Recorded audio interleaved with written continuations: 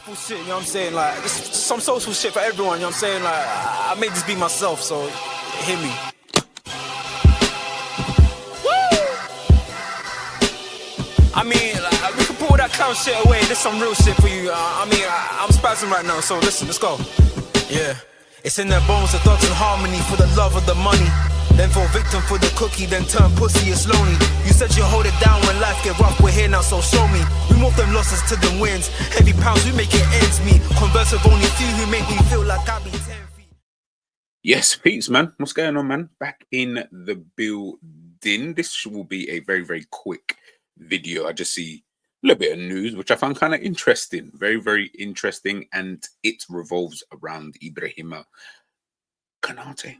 So, obviously, Konate, as we know, Liverpool centre-back, one of the best centre-backs, you know, in the Premier League, Europe, world, whatever, you know, however you kind of want to put it. You know, everyone knows, of course, listen, I've said it and I will still stand by it. You know, he's got the bozo gene. He definitely has the bozo gene. You know, it's quite dormant, as my guy Jerry would say, but he's got it. So he has those rash and weird moments that he just does something really, really stupid. But besides all of that, nonetheless, he is a top centre-back, and I do rate him quite highly, to be fair, in terms of the role that he has to do for Liverpool, you know, playing on that right side, you know, alongside Virgil van Dijk, alongside Trent Alexander-Arnold, with what Trent has to kind of, I don't know if it's has to or does want to do of his own accord. We'll say a bit of both. You know, he's got to cover a lot down that side. So, listen, man, would I prefer if Liverpool kept Konate in the team or in the squad? Of course I would. Do you know what I mean? I don't think he's not someone I look at and think, yeah, sell this guy, you know, kind of thing. Obviously, he's got his injury record as well. So, of course, that's going to play a part. But listen, on the flip side of everything, I think Konate is, listen, he's a top centre-back, and playing alongside Virgil has obviously helped him improve his game. And he has spoken before about, you know, potentially even usurping someone like, you know, Virgil van Dijk, of course, in the future once, you know, Virgil's powers are all gone. That takes us to our next point, which is obviously put out here. Lewis Steele, posted up by the LFC transfer room. Florentino Perez is keen on Ibrahima Konate, whose contract runs out at the end of next season, so 2026. The defender also has admirers at PSG, though a move there is more unlikely. I saw this as well. Not even I saw this, I remember this. You know, Fabrizio putting this out. This was actually October 2024. Liverpool are confident to complete agreement on new deal with Konate as soon as talks are now progressing well. He's expected to sign a new contract after Kwanzaa as crucial part of club's project and really appreciated by Arne Slot. That was in October. We're now in March. No new deal. No new deal. Now listen, look. At the end of the day, he might sign a new deal or whatever. But as of right now, he has not. As of right now, his contract will run out at the end of next season. As of right now, Liverpool aren't doing any deals at the moment.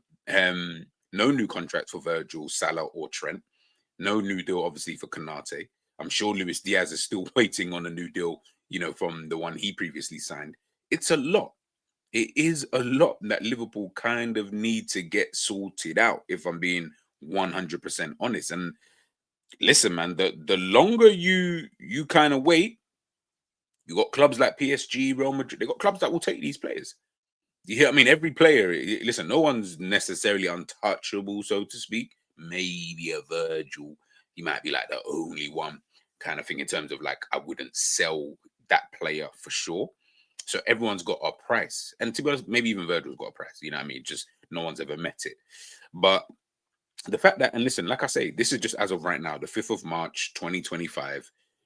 Right now, Liverpool are not getting anything really done behind the scenes. And maybe they're sorting it out. Maybe, but listen, as a fan, we don't see that. And unfortunately, actions always speak louder than words. And, you know, at this moment in time, Liverpool look very incompetent, you know, when it comes to sorting out any type of deals, whether it's transfers coming in, even the sales, you know, weren't even really all that, in terms of in the summer, I think we saw Carvalho. Carvalho was a good deal.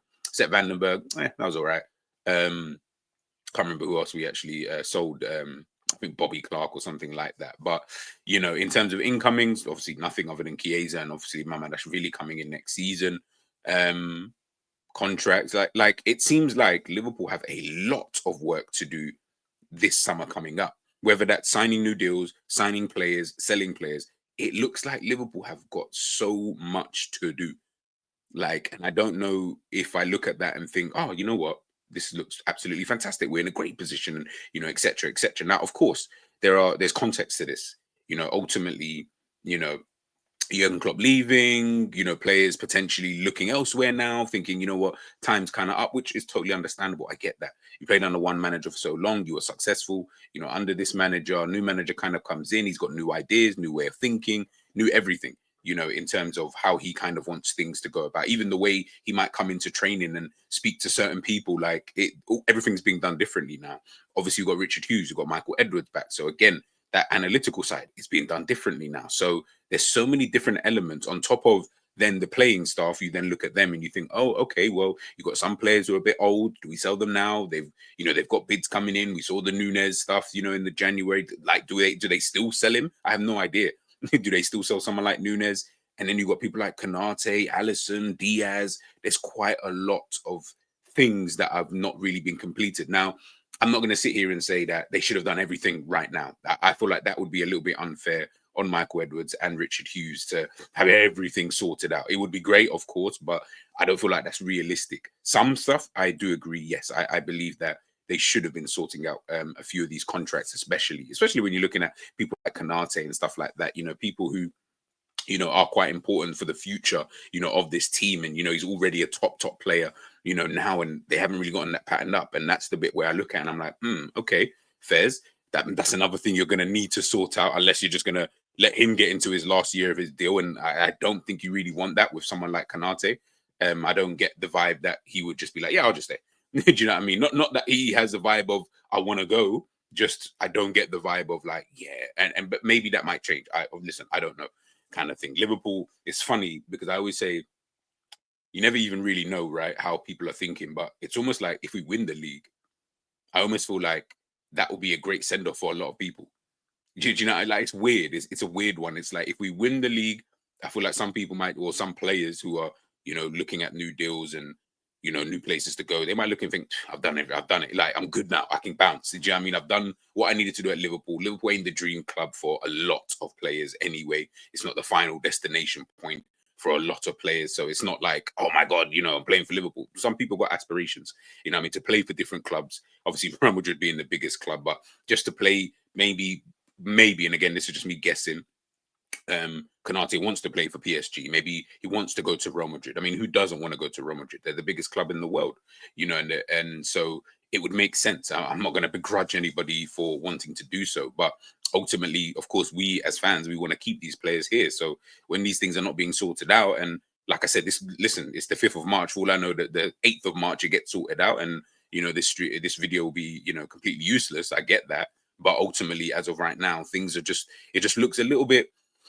The word I like to use, or the term I like to use, is fugazi. So for those who don't know what fugazi is it just looks a bit weird. It looks a bit off. It looks a bit, what's another way of saying it? It just looks a bit like, yeah, something ain't right. Something ain't right. And that's kind of how I kind of look at it with Liverpool at the moment. Is it feels like we've got lots to do. Whether we do, I don't know. Because again, you know, who would have thought Liverpool be sitting top of the league, you know, with the squad that we've got currently. You know, I definitely, you know, I don't look at this squad and think this is the title winning squad, but guess what? They've proved me wrong, you know, so maybe the owners might look at the same thing and think, you know what, we can kind of run what we've kind of got. Obviously, getting in maybe a couple players, because some players might leave, of course, in the summer, but we don't need to do, you know, the kind of major surgery that people think we need to do. And again, as fans, we don't know. We don't really know. And I'll be honest, Arne Slot doesn't know. Nobody knows until you actually get out there. You know, Arne Slot has spoken before about, you know, didn't really, you know, think that they were going to, you know, be in this kind of position.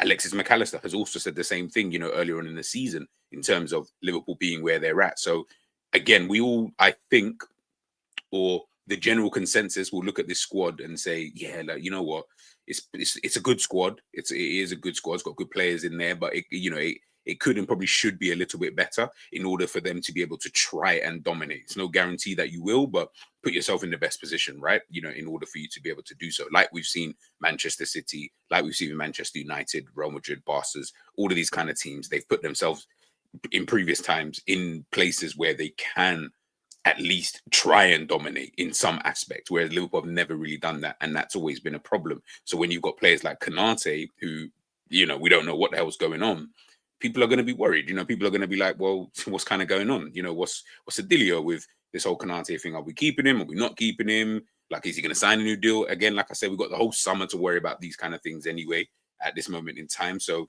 it's not, I wouldn't say it's not a pressing need, but it's more about optics. I always look at these things like, the optics never look good. Do you get what I'm trying to say? And that's always going to be one thing. Obviously, you know, we're in the middle of a, let's say, title race. It's a race of sorts kind of thing. But, you know, to me, it's always about long term. It's always about long term. The here and now will take care of itself, you know, however it needs to. You know, these players are professional enough in order to do so. I'm now looking long term more than anything else. And yeah, there's a lot of questions. And I think come the end of the season, like I say, it's a very weird one with Liverpool. You're going to win, looks like we're going to win the league, right? Champions League, I don't really know, and I'm not really too fussed about that anyway, but it looks like we're going to win the league. So once we do that, yeah, I feel like we've got more questions than we have answers almost. It's such a weird one. It's such a weird one. I don't feel like we're in a position or place where I looked at like Manchester City as an example, and I was like, oh, they look like they're set. They look like they don't need to add to this team. They look like this, that, and the third. We're not there. In my opinion, again, that's just my personal opinion. I'm not saying it's factual, just in my opinion. So then what do we then do? What kind of players do we sign? Do we sign this kind of guy, that kind of guy? Who do we sell? Are we going to sell at the right price? Like I say, Konate might have a price. We may not want to sell, but he may have a price. If someone hits that price, he may have to go. Then you're looking at getting a new centre back in. And now the questions start being asked. So yeah, for me, it's just a weird one. Like I said, Liverpool are in a weird space right about now. Teams doing well on the pitch, off the pitch, not looking too great. You know, yeah, we'll see. Of course, we'll see. And like I say, we've still got a while to go anyway, I feel, until everything has been, you know, said and done. But let me know, people, in the comment section, how you kind of feeling, you know, in terms of just Liverpool, just in a general sense, off the pitch, not necessarily on the pitch, because like I say, on the pitch, we are doing well, more off the pitch. And obviously this Konate news in regards to, you know, Madrid being after him, PSG, you know, being after him, you know, as well. Let me know your thoughts, people, in the comment section, and I'll catch you guys soon.